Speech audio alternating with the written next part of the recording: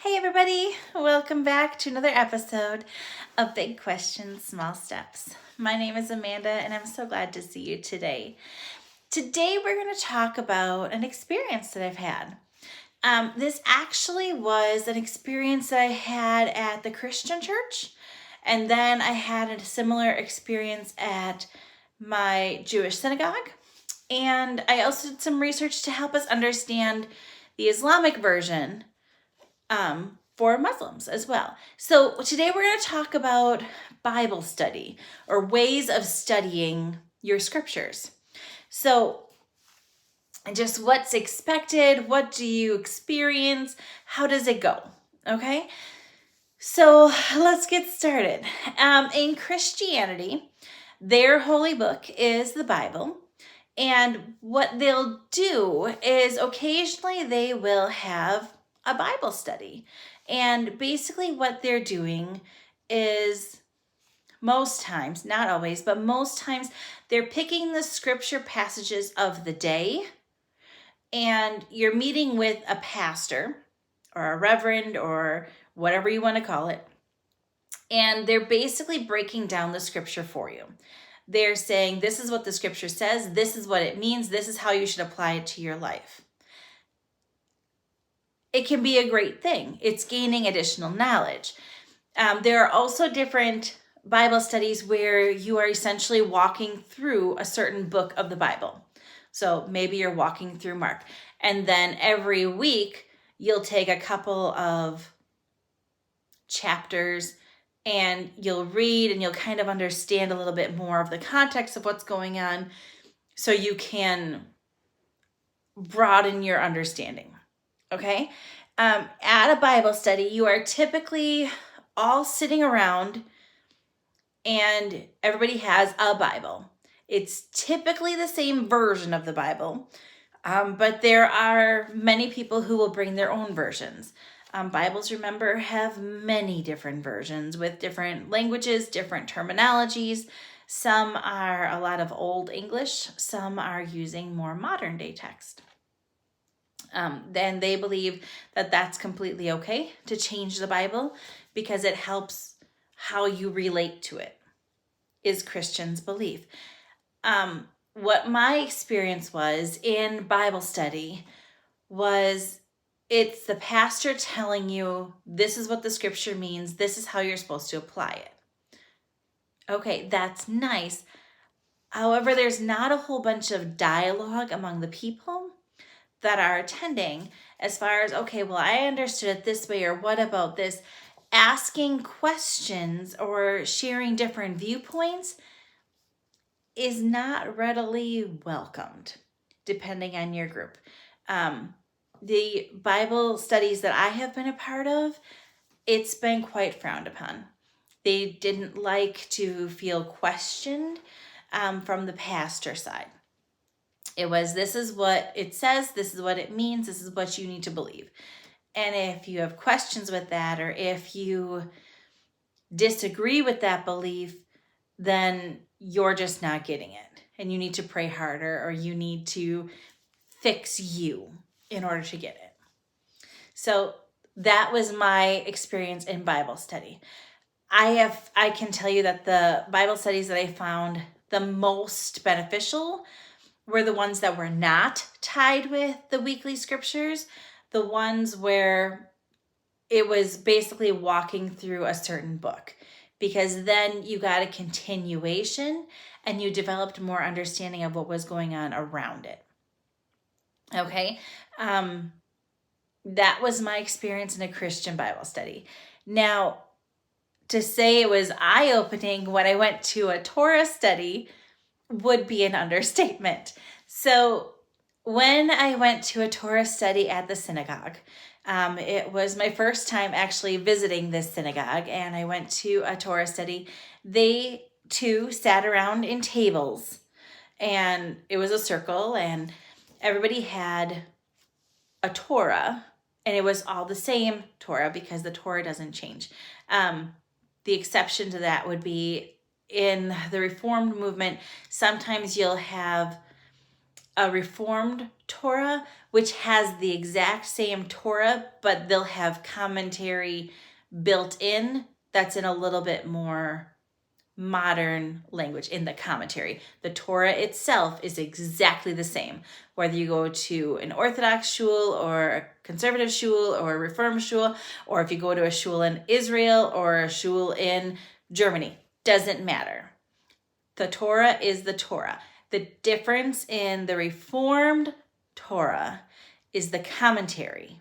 The explanation behind it is in a little bit more contemporary or modern language.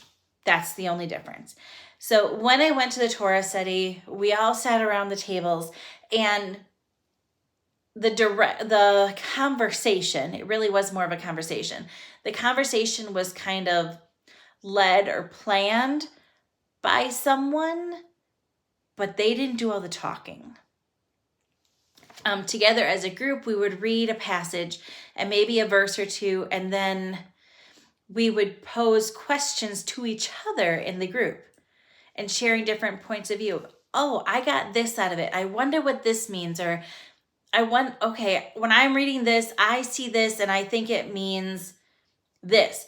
And it's talking and building off of each other and our understanding. And I loved that. I loved that conversation, and every opinion was valued, and every point of view, even if they didn't agree with you, it was still good because it gave a different point of view, a different side or a different insight that they hadn't thought of before. And if you all agree on the same thing, you can still appreciate the text from different points of view. So I remember reading a passage and saying, I never thought of it from this group's view. I only had thought of this passage from this person's view. So it's interesting because the way it was written, it made me think of this other group. And it's a very enlightening feeling when you go to Torah study. Do I have all the answers? Heavens no. Will I ever have all the answers? Absolutely not. But going to Torah study made me feel empowered, made me feel more intelligent, made me feel grateful that I came, because I helped other people understand, and I understand more hearing their opinions. It was a very empowering thing. Whereas when I went to a Christian Bible study, I tended to leave those feeling like, oh, I don't get this. I'm missing this. Something is wrong with me because I'm falling short here. Torah study led me very empowered feeling. And it was just awesome. After I went to Torah study at the synagogue, I knew that was my synagogue. It was just the place where I felt like I could be me. I loved it. Now in Islam, their holy book is called the Quran. Okay, so when they use the Quran, and they're supposed to read from the Quran multiple times a day, just like they're supposed to pray multiple times a day. When they read from the Quran, they do not put the Quran on a flat surface. They want to elevate it because it is a holy book. They want to keep it clean and pure. So there are special stands. It kind of looks like a cookbook stand that is supposed to hold the holy book of the Quran. Okay, I had to do some research because I didn't know if the Quran and the Muslim people had Quran studies similar to Torah studies or similar to Bible studies. I didn't know. So basically what I found out is, yes, they have studies. They tend to happen. So if you remember, in Islam, they pray 5 times a day. They tend to happen after the second prayer of the day. So the first prayer is before sunrise. The second prayer is in early morning, so like 8 or 9 o'clock-ish. The Quran studies tend to happen right after that second prayer. And every day is a different type of group that prays. So it might be a children's time that prays, or a women's group, or a men's group. The thing about the studies in Quran is they are gender specific. They do not mixed genders at all. They believe that they are able to relate to the scriptures in different ways. So they study individually by gender. So that's what they do. And it's very secretive. Depending on your mosque that you are part of, you may let people who are not Muslims come and participate as far as watch, and you may not. That's just how they go. Sometimes they have different focuses. So they might be focusing on attributes of prayer, or they might be focusing on some of the rules within the Quran, or they might be focusing on relationships within the Quran. They have different focuses, just like they have different groups, and the different groups can kind of pick what they want to focus on based on what they feel is most important for their group. It is typically led by someone of high stature. So in the Muslim faith, the imam is their worship leader, and they're male. So they would lead the male groups. Now the females, when they get together, the imam would not be there because it's not a mixed gender thing. So there would be one of the more senior members of the females, one of the ones who are more knowledgeable, they would lead those groups. When it's children's time, it would be one of the females who kind of leads and orchestrates that as well. So they have a study period, which I was interested in. A lot of Muslims do individual study just because it's tough to get away at 9, 10 in the morning and have a job in today's society. So many of them will do their studies at home with their family, and then you can have intermingled genders in that regard. But as far as in the mosque, they tend to be right after the second prayer, so early morning, and they are gender specific. Again, can be separated as far as very private, not welcoming other people, or it can be open to and welcoming other people. It differs. It's interesting to know the different ways that people study sacred text. And it's interesting also to know that even when I was part of Christianity and I practiced for 40 years, I know a vast majority of people never went to Bible study. And it wasn't a problem. They were never looked at like there was something wrong with them by any means. Wasn't looked like that at all. Similarly, in Judaism, I know that there are many people in the synagogue that don't go to Bible study. And nothing, again, is looked down on.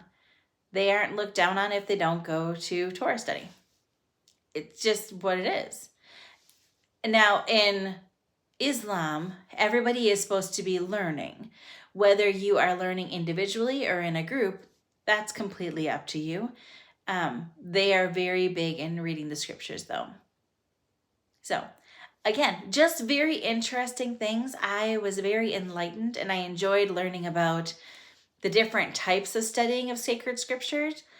And my experience between Christianity and Judaism was just so vast that I wanted to share it with you. So, there you have it. A little bit more knowledge for you today. Have a great day, everyone. Bye-bye.